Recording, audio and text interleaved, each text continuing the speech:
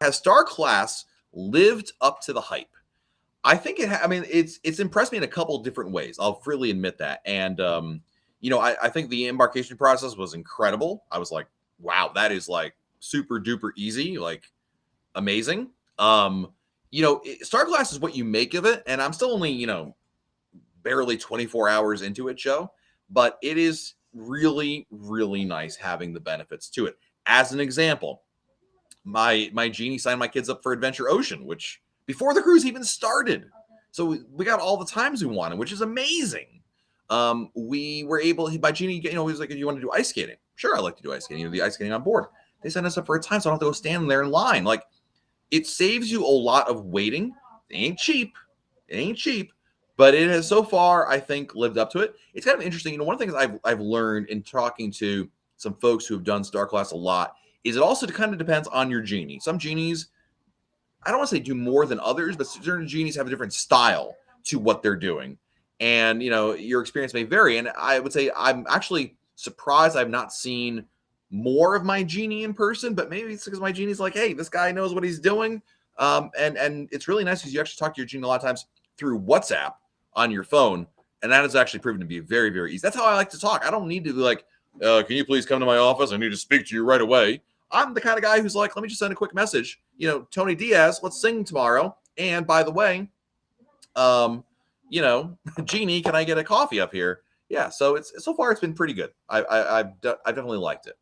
Any word as to the occupancy rates? Was told that Mariners now up to 60%. Yeah, Stephanie, we've there's no there's no official like, oh, this ship is at this percentage or anything like that. Royal Caribbean did say, we had an update about this last week at royalcaribbeanblog.com, but they said last week that they are basically going to be steadily increasing capacity now as we reach Thanksgiving and going into the holidays.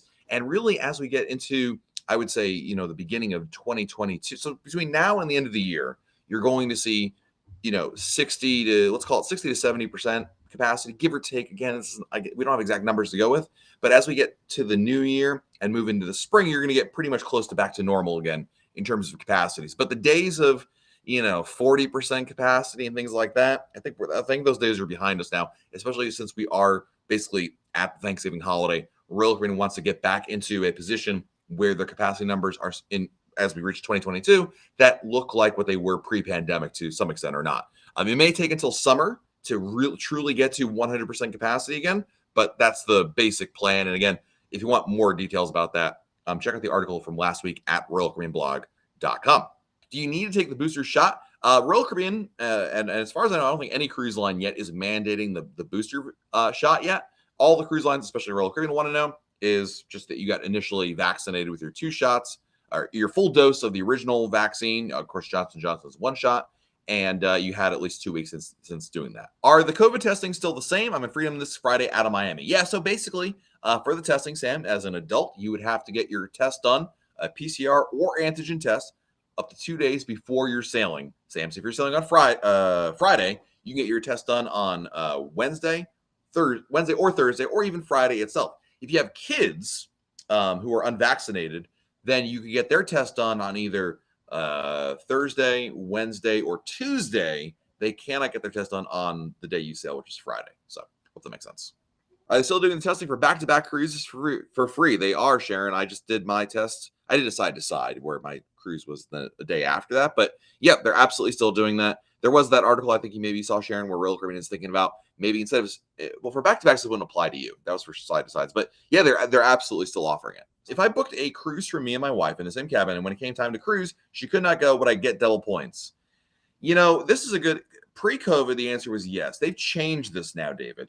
And I don't have an official answer on it because I've had it happen the answer in 2021 has been yes, and it has been no. When I went on Freedom of the Seas and did that exact scenario, I got double points on Freedom. Then I did that exact scenario on Mariner of the Seas, and I did not get double points.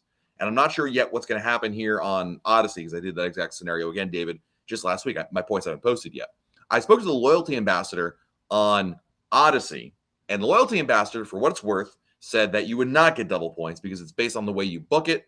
I can tell you, though, again, pre-COVID, in my experience, that you would still get the double points, but it looks like perhaps they've changed that policy there. So I certainly don't want to make you tell you absolutely will or will not. But if I don't get the points for my Odyssey cruise, because my wife and I were booked on the Odyssey cruise that I took last week, I showed up. My wife did not show up. I still paid for her, in that sense, because she was a no-show. But that was okay. I knew that ahead of time. I'm hoping I'll get double points for that, because if you're in a room by yourself, in a regular room, and you're paying double for it with, single supplement fee, what have you, you are entitled to double points in Crown and Anchor Society traditionally.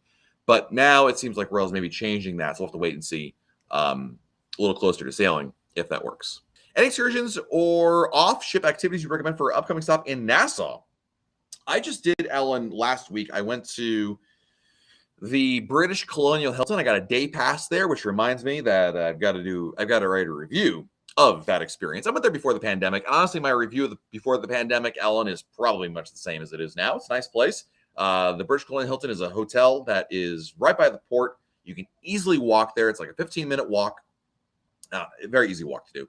And they offer access to the pool, their beach. It also comes with a $40 food credit. That was pretty good. It wasn't bad at all. So if you want to get off the ship and do something a little, relax, that's a great recommendation. Blue Lagoon is an excursion. Now, British Colonial Hilton, you have to book on your own, not through the cruise line. Blue Lagoon is an excursion you can book through the cruise line.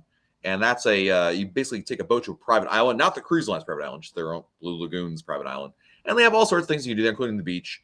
You can go swim with dolphins and pet stingrays and feed sea lions, things like that. That's another option as well. But I would recommend in Nassau having a plan of action. Do not show up without a plan. I think that's where you're going to really run into a problem right there. Can you explain the key? It's essentially a VIP program. You pay extra for it. We actually have a full review of the key on the homepage right now of royalcaribbeanblog.com. It is basically you pay extra to get certain benefits, including internet access, priority boarding, complimentary boarding day lunch, being able to store your luggage on embarkation day, special access to certain programs. I am going to tell you, I did it, and you'll read this in the review.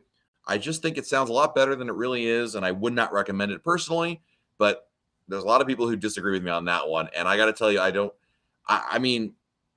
it on Odyssey of the Seas, and I just don't see the value of it at all, unless perhaps you got it the key to be like just $1 or $2 more per day than the internet package cost is going to be. But even then, you're just spending money for things that I just don't think that just sound better than they are. That's all. And whatever benefits are kind of nice are very limited. But that was my opinion on it. So how's the mask mandate going? It's fine. The reality is that you don't really wear your mask all that often while on board. Yes, you have to wear your mask in certain scenarios, but you don't obviously have to wear your mask in your room. You don't have to wear your mask while you're outdoors. You don't have to wear your mask while you're in a vaccinated only area, and you don't have to wear your mask while you're eating or drinking. And there was an interesting statistic that Royal Caribbean shared last week. Royal Caribbean International President and CEO Michael Bailey said that actually only about guests in reality will only wear a mask about 20% of the time during the course of their cruise, because there's lots of opportunities to take their masks off. So it's actually not as of a pain or intrusive as you might think it would be. And certainly it is still a lot of fun being on board the ship. Voom Internet or my service provider? Voom seems like a waste of money on my last cruise. Well, you definitely do not want to use your service provider on board the ship. Now, if you're in an island somewhere, Nicole, like if you're in Cozumel and you want to activate that, sure, that's fine. But when you use your internet, your cellular service at sea, it's what's known as roaming. And that costs a lot of money. I mean, the roaming charges, especially for data, is incredibly expensive, Nicole. So you absolutely positively do not want to use your cell signal while you're on board the ship. Not like while you're at sea. Certainly you don't want to do that. Voom, listen, depending on the ship, the performance is different than other ships, and maybe you're seeing this right now. Sometimes it's great, sometimes it's not so great, but honestly, Voom is still the only option you've got while you're at sea. But if you're in Cozumel, if you're in Nassau and you want to use a lot of times your plan may include a roaming option for on land, then you can do that. But at sea, no provider, including Verizon, offers anything that's comparable, and it's not a good thing. So I would not recommend that. In fact, I'm going to tell you that's a mistake to use it at sea because of the what's it called, the roaming charges over there. And there's always someone who gets a giant bill for trying to do that. So yeah. Nice. All right, guys. Have a great rest of your week, everybody. Thanks for joining us here. Check out realcommandblog.com. Have a great Thanksgiving, everybody. Happy Thanksgiving. Otherwise, happy Thursday to everybody else. And we'll be back again next week right here on YouTube. Until then, check out realcommandblog.com. Bye, everybody.